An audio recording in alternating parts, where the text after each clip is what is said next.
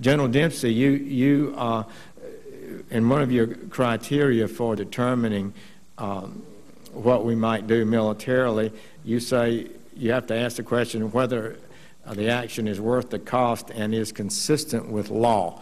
What law does the United States military look to? Yeah, if I could, since I'd like to address both because they are related. So cost, resources, risk incurred elsewhere by the use of force one other place. So, you know, it's a zero-sum game. We take them from someplace else, we use them for how long, and that's the kind of issue of cost. Is it, and of course in blood and treasure.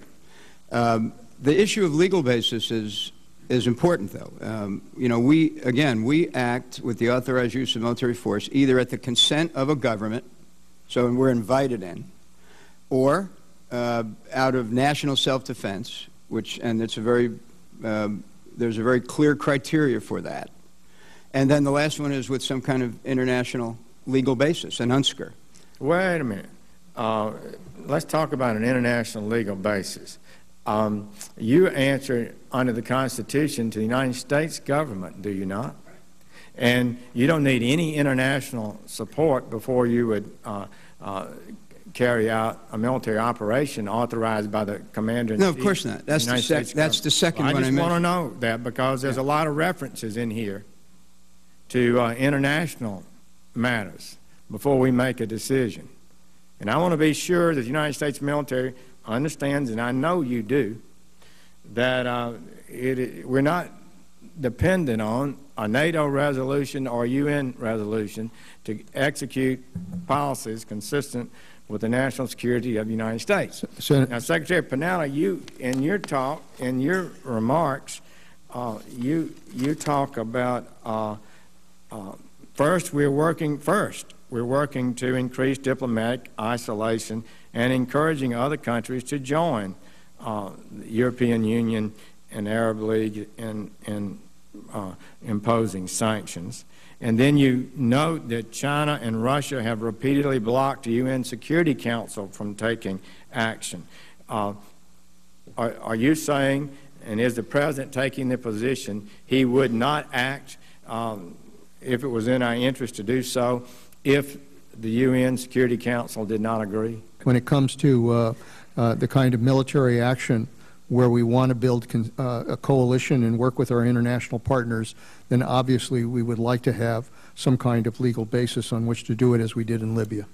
Now, some sort of legal basis. We worried about international legal basis, but nobody worried about the fundamental constitutional legal basis that this Congress has over war.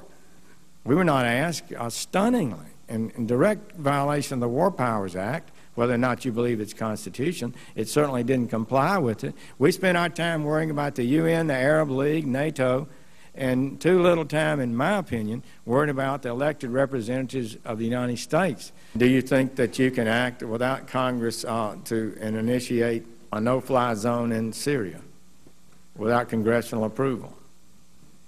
You know, again, our goal would be to seek international permission, and we would come to the Congress and inform you and determine how best to approach this, whether or not we would want to get permission from the Congress. I think those are issues we would have to discuss as we decide what to do here.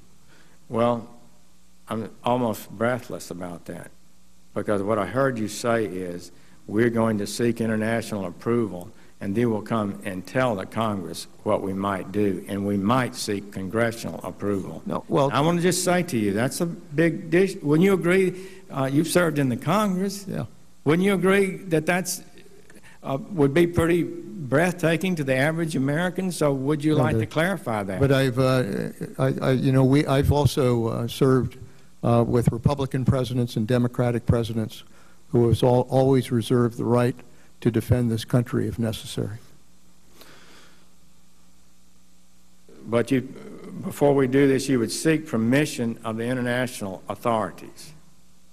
If we're working with an international coalition and we're working with NATO, we would want to be able to get appropriate permissions in order to be able to do that. That's something that, all of these countries would want to have some kind of legal basis on which to act. What legal basis are you looking for?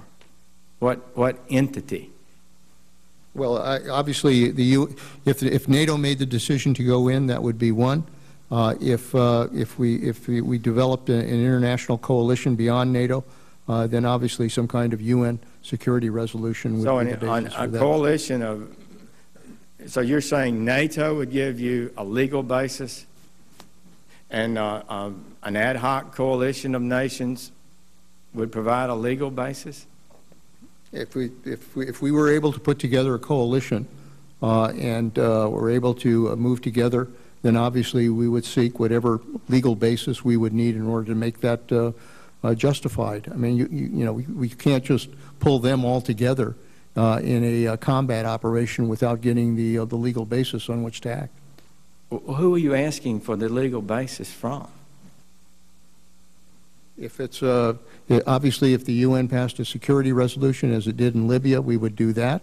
If NATO came together as we did in Bosnia, we would rely on that. So we have options here if we want to build the kind of international approach to dealing with the situation. Well, I'm for all for having an international support, but I'm really baffled by the idea that somehow an international assembly provides a legal basis for the United States military to be deployed in combat.